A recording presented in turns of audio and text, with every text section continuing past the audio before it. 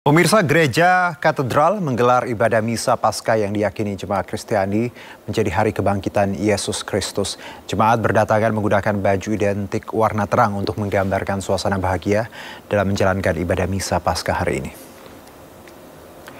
Ibadah misa Paskah di Gereja Katedral berlangsung sebanyak 4 kali.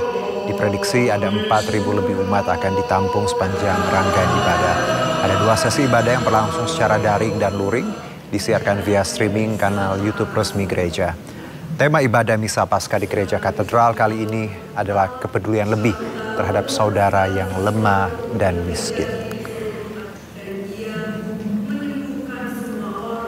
Sementara itu, jemaat sejak pagi juga sudah mulai berdatangan untuk melaksanakan ibadah Minggu Paskah, memperingati hari bangkitnya Yesus Kristus di GPIB Immanuel, Jakarta. Sesi ibadah dibagi menjadi 4 yang dimulai sejak pukul 4 pagi hingga 6 sore. Jemaah yang berdatangan menggunakan pakaian berwarna cerah dan terang yang bermakna sukacita dan keceriaan untuk melaksanakan ibadah Minggu Paskah, hari bangkitnya Yesus Kristus.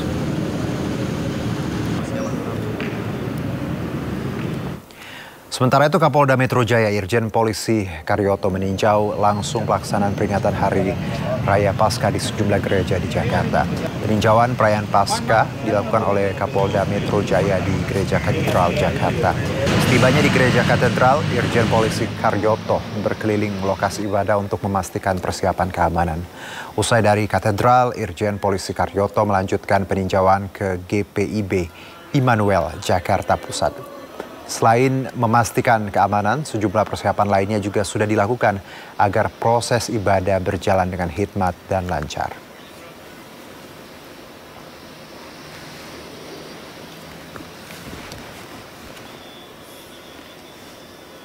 Ya, pemirsa, rangkaian peringatan Paskah umat Nasrani di tanah air merayakan dengan berbagai cara. Seperti di Boyolali dengan menggelar jalan salib, sementara di Sidoarjo warga melibatkan anak-anak untuk menghias telur.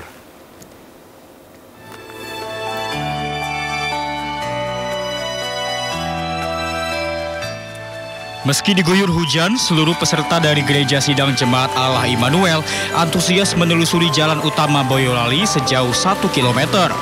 Salah satu jemaat yang memerankan Yesus Kristus berjalan sambil memanggul kayu salib dan mendapatkan siksaan dari tentara. Dengan penjiwaan dari para peserta, membuat seluruh umat yang ikut dalam jalan salib ini pun terharu. Visualisasi penyaliban Tuhan Yesus ini untuk menyampaikan kepada umat bagaimana pengorbanan Yesus dalam menebus dosa setiap orang yang percaya kepadanya. Supaya orang-orang lebih mudah untuk mengerti, harapannya mengerti pengorbanan Tuhan Yesus untuk kami semua orang yang berdosa ini. Dan buat semua orang ada kesempatan bila kita menerima Yesus sebagai Tuhan dan Juru Selamat, hidupnya boleh pengharapan di dalam kerajaan surga.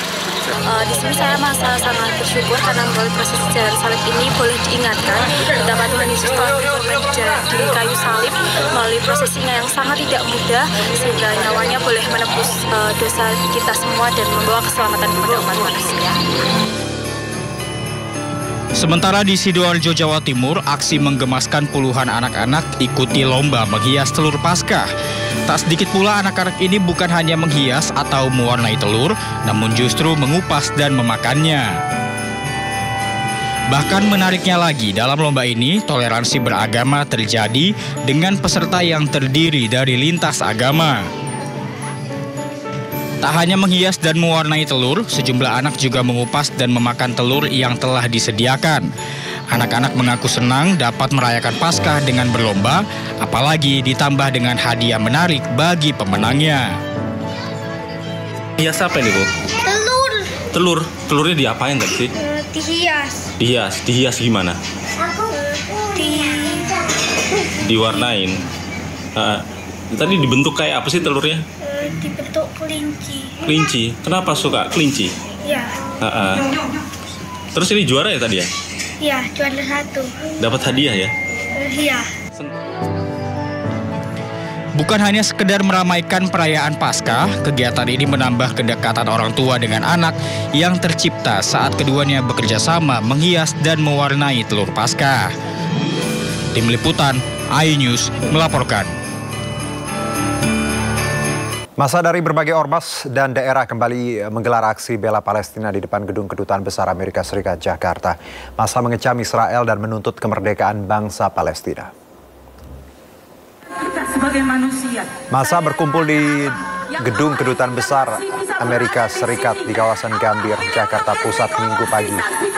Massa kemudian berjalan menuju area Balai Kota, Jakarta dengan mengenakan atribut negara Palestina dan massa terus berorasi.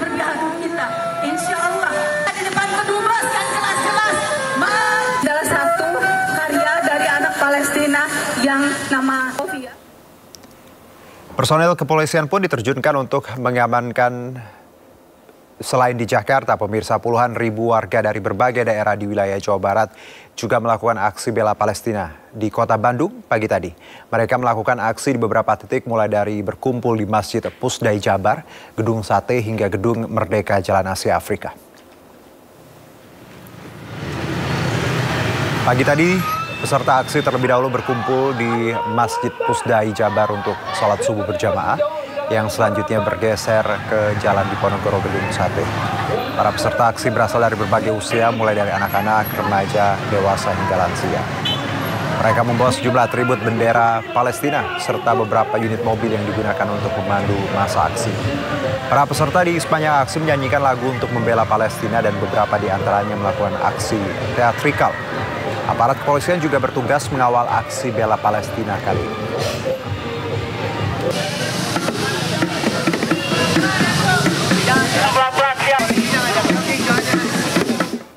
Sebelumnya ribuan santri dalam Forum Ukhuwah Islamiyah juga menggelar aksi solidaritas untuk Palestina di Jalan Malioboro, Yogyakarta. Mereka mengecam kebiadaban Israel yang telah menjajah Palestina.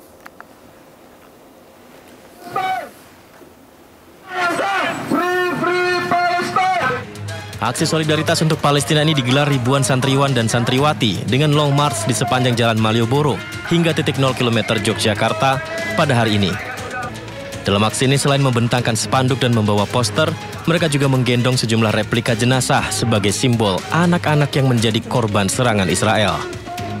Dalam orasinya, mereka mengecam kebiadaban Zionis Israel yang dinilai telah menjajah Palestina. Akibat serangan tentara Israel telah menewaskan puluhan ribu warga Palestina, di mana 17.000 diantaranya adalah anak-anak. Membunuh anak-anak kecil, 17.000 lebih anak kecil syahid di Palestina. Sisanya sebagian besar adalah wanita dan orang-orang tua. Ya, penjajah itu adalah bangsa yang paling pengecut di seluruh dunia ini. Karena mereka hanya berani melawan orang-orang yang tidak berdaya. Sementara itu ribuan santri yang tergabung dalam Forum Ukhuwah Islamiyah tersebut juga menyerukan para pemimpin dunia untuk tidak tinggal diam. Harus ada upaya mendukung perdamaian, bukan penjajahan. Dari Yogyakarta, Gunanto Farhan, iNews melaporkan.